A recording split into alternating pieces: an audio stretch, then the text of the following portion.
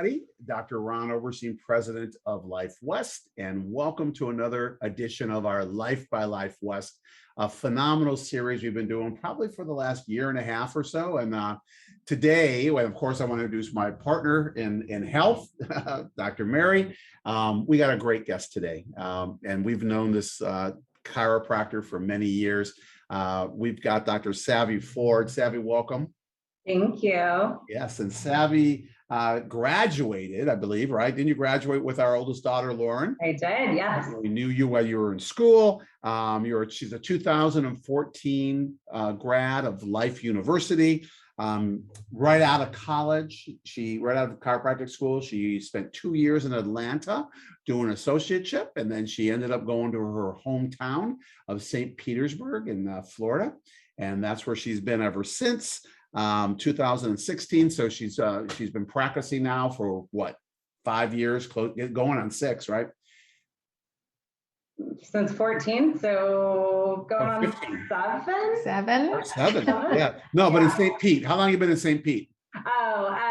So yeah, like 5.5 years. Yeah, 5.5 years. And just to give you an idea, her practice is pretty much pregnancy, pre-postpartum, pediatrics. Of course, we all know that when you have a practice that basically takes care of kids and pregnant women, husbands are going to come in too, and all that kind of stuff. And I think they serve everybody. But the big thing also is that she's got a great family. She's got 2 beautiful kids. She's got a almost 4-year-old son named Chase and an almost 2-year-old daughter named Emery. And she's been married for 7 years to her husband, Lucas, and just has really built a balanced, beautiful practice and a beautiful life. And so we are excited to have you to share the wisdom and what you've learned in these last, so to speak, 7 years, right, in practice, or 8 years, because you're going on 8 now. So yeah, so excited to have you. My mental math skills aren't really there, but yeah. That's okay. They're not needed. Or you could share what parenting has taught you, right? 2 kids, a practice, all that stuff. Man. Oh, we're gonna get to that. We're gonna get to that. I don't even think I can call this postpartum brain anymore. It's just mom brain. Yeah, they're pretty much the same. I can tell you that. Fair enough. Well, let's jump right in as Dr. Ron was just talking about what type of practice you have. So tell us a little bit about your practice and tell us, some of the successes and some of the things that you're most proud of, I guess, about your practice. Yeah, absolutely. So my practice is a family-based practice. So we take care of lots of mamas, lots of kiddos in there, both pre and postpartum. So the whole perinatal period. And we just have a really fun practice. It's a really great atmosphere. It's so much fun to be a part of. When you walk in, it feels like family. I designed my practice literally to look like you're walking into a living room. So people just feel really comfortable there. It has a big kids play area, a nursing nook in there. I mean, it's definitely created with families in mind. So I would say about 40% of our practice is pediatrics. Another 40% are mamas in that perinatal period, whether that, prenatal or postpartum period. And then 20% is the dads that come in. The person that comes in and I'm like, this was interesting. How did you choose this office?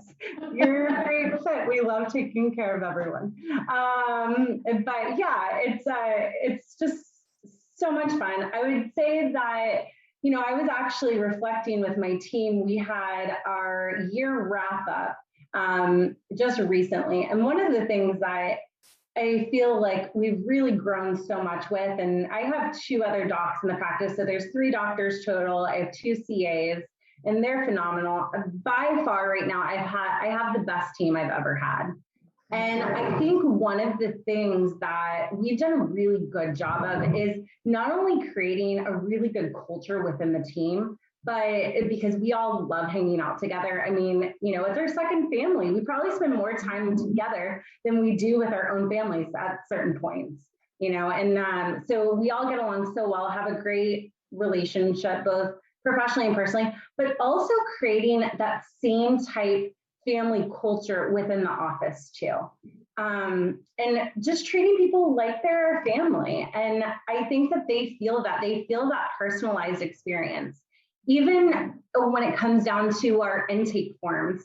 I mean, we're asking the questions of like, what is your child into right now, so we can better connect with them. And so I have a ton of in the kids area, like dinosaurs and princesses and, you know, Paw Patrol, whatever they're into. So when we see that on the intake form, we're already getting out those toys. So we're greeting the patients with this, hey dude, I heard you were into Paw Patrol. Look, we have Marshall and Cheetahs over here. They're here to get adjusted too, you know, and just making them feel really comfortable and really welcome in the office. And that is the way that you ultimately grow a practice. I remember talking to one of my coaches along the way, and he was like, you know, he goes, you guys have figured out culture. He was like, and that's what grows practices. He was like, you can have every system in every book on every system, but it's ultimately what attracts people and what grows the practice is the culture that you provide. Yeah. And I'm really proud of my team for that. This year, I feel like we've really nailed that. So, well, Savvy, I'll tell you something. That there's a saying, and this saying is that culture eats strategy for lunch. Oh yeah, for sure. So you could have the best strategy in the world, but if the culture is totally different, it'll just totally wipe it out, you know. And I love what you said, because it's about the connection. That's what you said, you know, and you know, and that's what we're about in chiropractic, right? You know, reconnecting, right? But it's about that connection with especially with the children and and the parents. If I walked into your office and you asked me, what am I into? And I told you, you know, I'm into tennis, I'm into work, I'm into golf, I'm into whatever. And someone walked over and handed me something about golf or whatever. It took me a few minutes, but I know, something about golf. I'd be like, oh my God, this is like unbelievable, you know? It's really a great way to connect. And that connection is really what it's about. They can go to a million chiropractors, right? You know, and yet, boom, they're with you. It's beautiful. Well, yeah. And I want to interject because I have a burning question in my head right now. Let's hear it. It's obviously you built this great connection and with the culture. Your team, when they came in to create this big culture, was it innately in them, or did you have to train them? You know, I think all of them had, to some extent, that innate capacity to be able to connect with people, and that's what attracted me to them, and one of the reasons that I did hire them. But I think that training also can come into play in learning, like, okay, we can better connect with somebody by maybe talking in this particular way. For instance, if we have somebody who's an expressive, right, and like talking in a language that they understand, then we're going to be connecting with them a little bit more. If we have somebody who's more analytical, we'll probably be talking more to the point, but trying to create this experience and talk to them in a way that they want to be connected with by. I don't know if that makes sense. No, it does. And what you does. just said, I love that. So you hired people that you said, okay, this person is great, they have potential, but like in our office, Ron and I had I don't know what you call it, a saying between the two, which was train or don't complain. We were not allowed to complain about any staff member, because it was just like, if you're complaining, you need to go and train. And it sounds like you picked great people, but there's always that training. So that's great. Yeah. We also had another saying too, and that was hire slow and fire fast. And fire fast, exactly. Yeah. I've done several of those. Let me ask you a question. Took us a while. I have a burning question in my head, just on your hiring stuff, because you've been in practice, in your own practice, 5.5 years. You've got 2 other doctors. I mean, you got a business running, right? Which I love, you know. And you know, what have you learned, you know, that you could share with our viewers, especially some of the docs who are just getting into practice right now? You know, what were some of the things you learned about how to hire or who you hired? Because I know you could probably always talk about, oh boy, that was a tragic thing, and this was a tragedy, and this was a drama. What was it that, you know, I don't know, whatever it is that you feel that you kind of learned on the knowledge base around hiring or staff, or just with employees? Yeah, I mean, you know, I think that the longer that you're in practice, the more that you really figure out who you need or what you want. And that might change with time too, because the person that I needed in my first couple years got me to a certain level, and that was amazing. But then I needed somebody else, maybe that was more organizationally driven, right? Or you just develop different needs as your practice grows, because your practice is different from what it was when it was a startup. And so I think that really just figuring out like, hey, especially if you have a smaller staff, I mean, I know my strengths, but I also know my weaknesses. So who can I get to fill those like weaknesses that I have to really support our office in a good way? But it's kind of like dating, right? Like, I mean, the person that you started dating, I mean, this isn't true for everybody. I mean, I got married to my college sweetheart, but you know, for most people, they realize like after many years of dating, like who they like and then who is probably not the best fit for them, you know, and they define that more over time. So yeah. But how, like, I'm going to ask this question to you as a mom. Yeah. Because you are a mom and as a business owner, how did you set your expectations, you know, for your team? I mean, you know how to set expectations for your kids, right? Because, you know, working with children is all about expectations, right? Where the boundaries are, what we can do, what we're not doing, you know, how it works. But with your team members and your docs that are in the office, you know, how do you set those?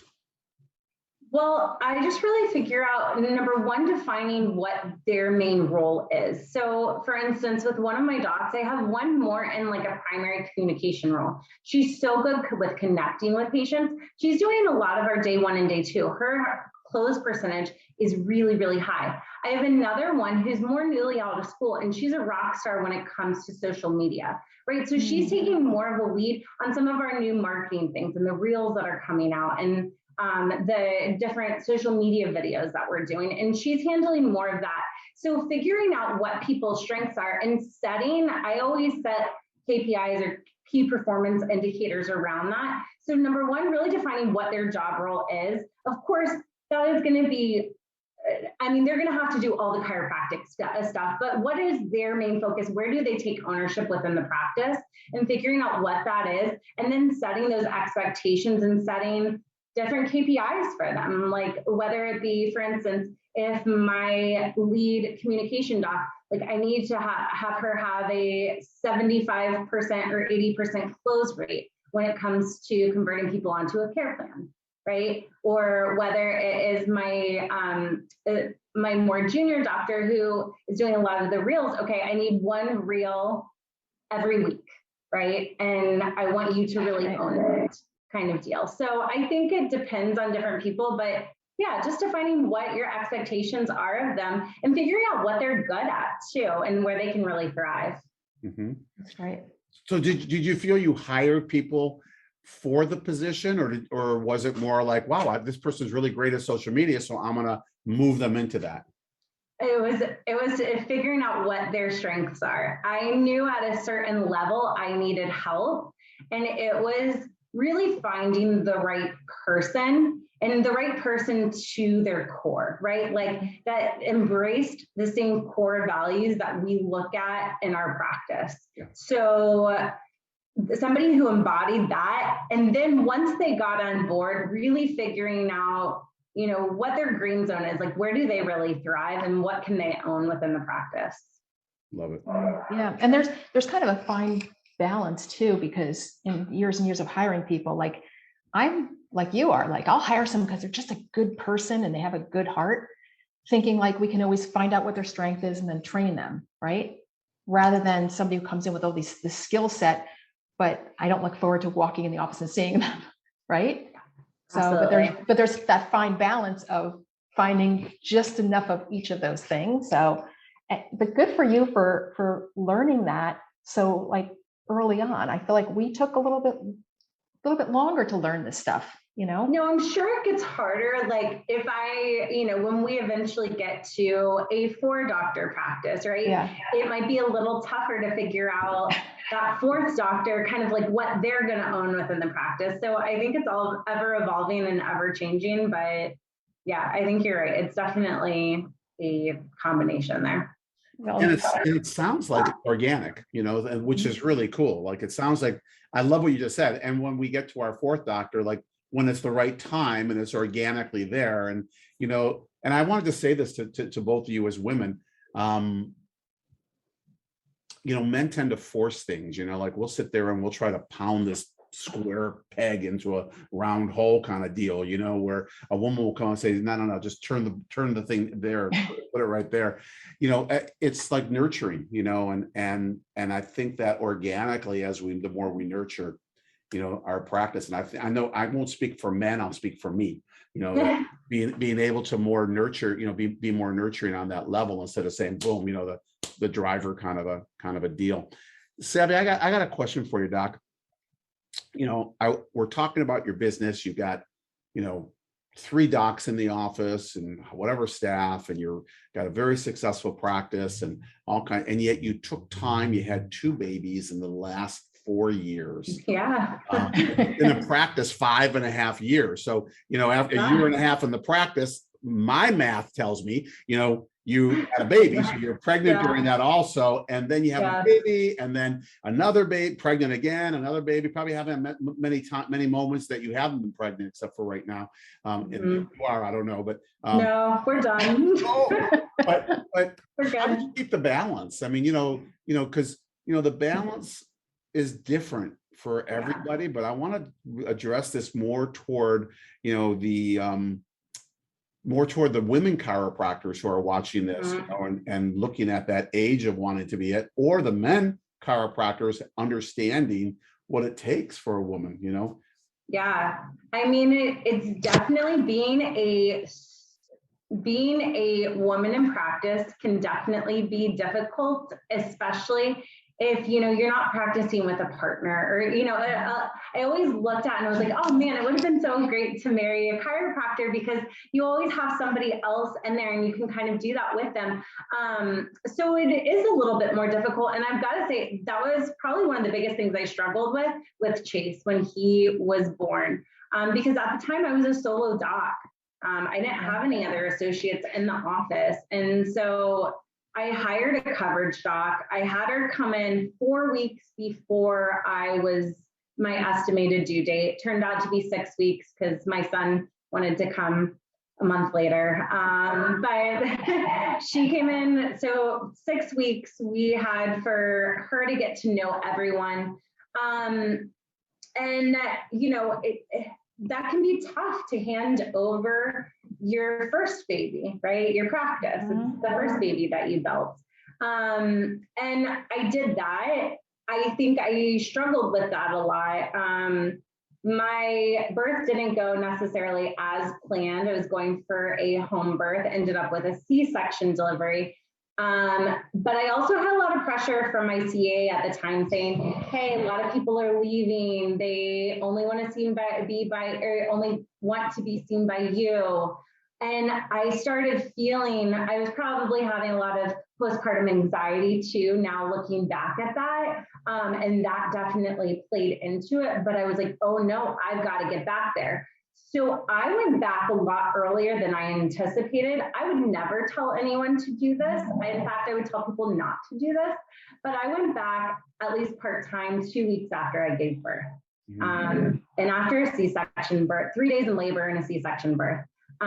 So it was definitely pretty tough. I started back half days, 3 days a week. And I was taking my son in with me, which was pretty tough too. Because I feel like as moms, a lot of times, as soon as our baby cries, we are all focused on that baby, right? And that's not fair to the patients in the office, nor is it fair to my kid to kind of be in and out of both. Some people can do that. I personally could not. And then I started an in-home daycare. Now, looking back, I would have done that very differently.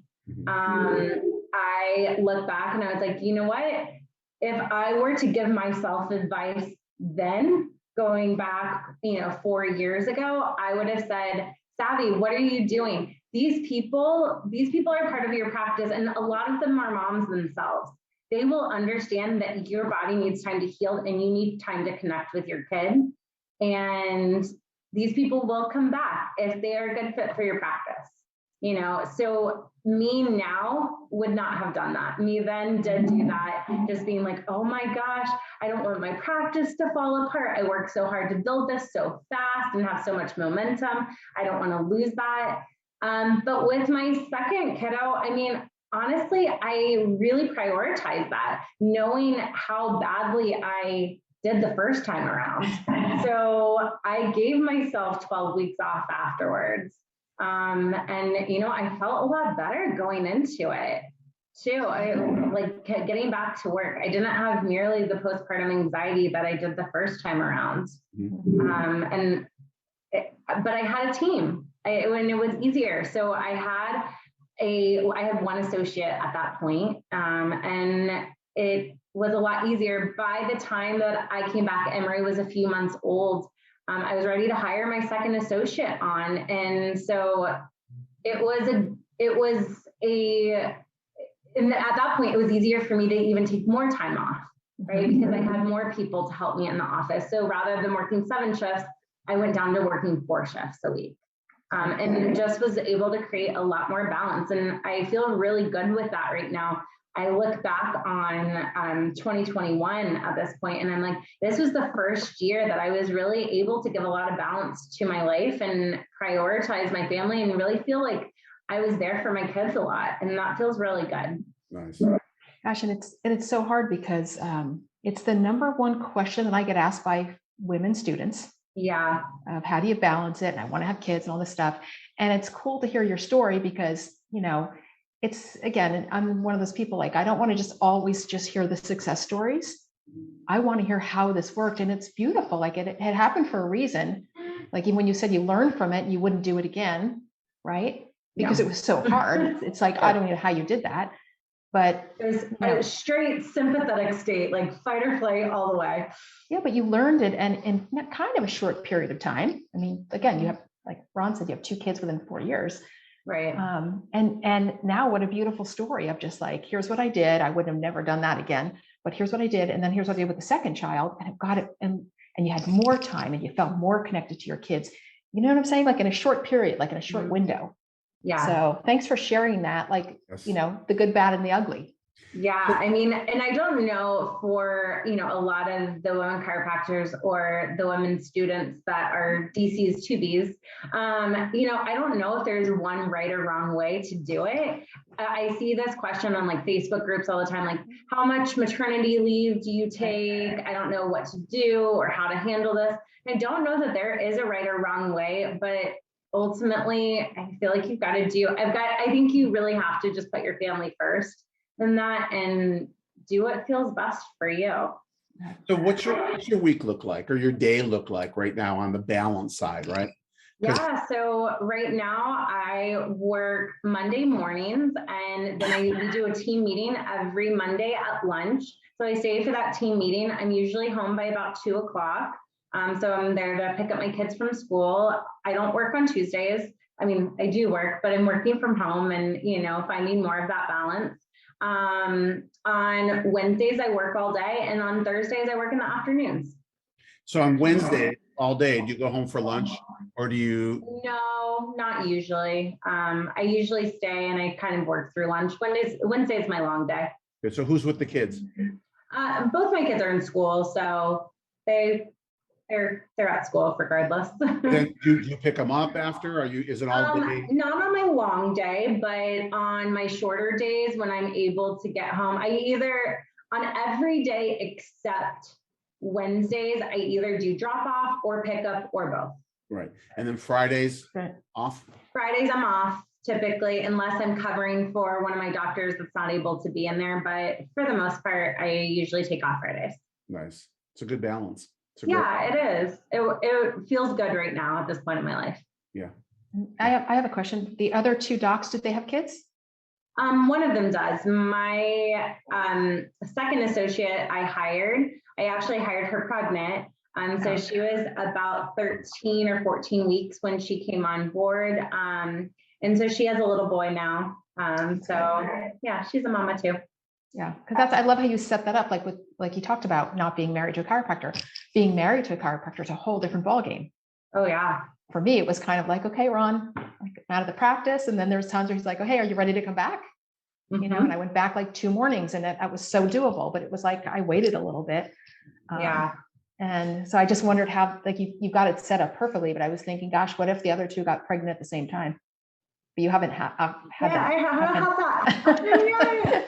But you'd figure it out. We would figure it out. I don't know what that looks like, but we would figure it out. Yeah, it's great. Yeah. I mean, and we do it too. So there's only 2 shifts that there's 3 doctors in the office at the same time. So we're all kind of varied shifts as far as when we work. For the most part, there's 2 doctors on every shift, with the exception of 2 shifts during the week. And people, the patients see whoever's there. Typically, yeah, we set it up to say we're a collaborative care office. So you have 3 brains working for you.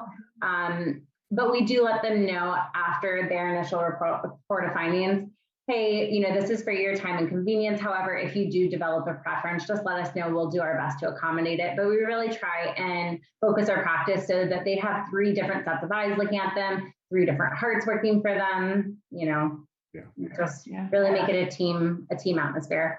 That's great. Well, good for you for figuring it all out and being in a place where you have this beautiful practice, a beautiful family, and you just even watching you talk about it, there's like a relaxedness about you. That's just like, instead of like, you don't look like you're juggling a bunch of plates in the air. You just seem like, depends on the day, but today's a good day. It's great. Hey, with 2 kids, forget about the practice, forget about everything. 2 kids. I know. With 1 kid, there's enough plates in the air, let alone 2. I mean, you guys have 3. Like, I don't know how you did it. Well, I'll tell you what, isn't it nice sometimes just going to the office? It's like, oh my God, what a reprieve, right? This stuff's easy compared to parenthood sometimes, right? Oh my gosh, absolutely. Sometimes, I mean, when I have moms that come in the practice, they're like, yeah, I'm just a stay-at-home mom. And I'm like, you're just a stay-at-home mom? That's the hardest job there is. Like going to the practice is easy. Taking care of patients, easy in comparison. Yeah. And you know what I love it. And I'm just picturing this in my head, Doc, that mom comes in with kids, and it's not only, of course they come in to get their nervous systems checked and make sure that they're functioning to the best of their ability. I know that's the kind of practice you have. But they're also coming in because they can relate, and they got someone they can ask a question to, right? Hey, what did you do? And how'd you do this? And or you're also probably learning. And that's what I love, when I see the kind of practice that you have. And if I'm right on this, and I could be wrong, no. You're spot on. It's just so cool that, the collaborativeness that you said, that word you use, collaborate, it's just so cool that it's more of a support center also, because, you can adjust me and clear my nervous system out. And if I walk out right now and, I go to the same stress that I left with no idea of what to do, I'm just going to resubluxate, right? And 100%. It's just so beautiful. So I want to just congratulate you on that, because the healing center that's there isn't just, in the nervous system. It's always in the nervous system, but it's also in the, the being able to have that support system around, which I can imagine people just refer to you left and right, We have some pretty great patients, so. Great. It's great. And I can say that, we have 3 grandkids, and I was at the birth, we both were, at the birth of all 3 of them. Mm-hmm. And if you ask me what's the most important time for a woman who needs the support, it's not at the birth, and it's not pre-pregnancy, it's postpartum. Postpartum, absolutely. And I stayed there, and I felt like that's where I was the most useful. And so some of these women who don't have that kind of support, knowing that they could go to your office and they walk through those doors and they know that they have that support, there's no value on that. Yeah. And you probably don't even know the people who, like, you are their only support. I mean, sometimes we'll see it just on their face, and we're like, hey, Mary, how are you doing? And they're like, I'm okay. And we're like, come over here. And then we'll take them into a private office, like, tell me how you're really doing? What's Let's have a happening good right cry, now?" right? Yeah. Yeah, and then it's a cry sesh. We hug each other at the end. They feel better. Okay, now let's get your nervous system checked. Yeah. I love it. Yeah. I love it. Ah, beautiful, beautiful. Well, okay, so we're going to wrap up here. And at the end of our Life by Life West, we always ask our docs 2 questions. Yes. The first one will be, what advice would you go back and give yourself as that chiropractic student? Yes. So I think one of the biggest things that students can do is to go and shadow other offices, whether that be the way they want to practice or the way they don't want to practice. But you get an idea of, I mean, you just learn so much. You have no idea what you don't know until you realize it, right? So whether it be somebody trying to associate, independent contract, or open their own practice, I think the best thing you can do is literally every break, I would go and shadow as many docs as I could. I would plan vacations and like pick different offices I wanted to go to just to check out new areas, because I didn't know where I wanted to ultimately open up. So I'm like, let me check out new areas. I'll call it a vacation and like go and shadow different offices. And that was a really good networking experience if you want to associate, but also I just learned so much. I learned about different systems and the feel of different offices and the energy of different offices and what I liked and what I didn't like. And I mean, I feel like that's really where you kind of define your vision and what that practice looks like for you. That's great. Nice. Love it. I have the second question, and same question, but we're going to switch the scenario. Mm-hmm. So if you're talking to Dr. Savvy, who's just starting practice after now out for how many years, what advice would you give to her? I would say to remember that this is a marathon, not a sprint. Yeah.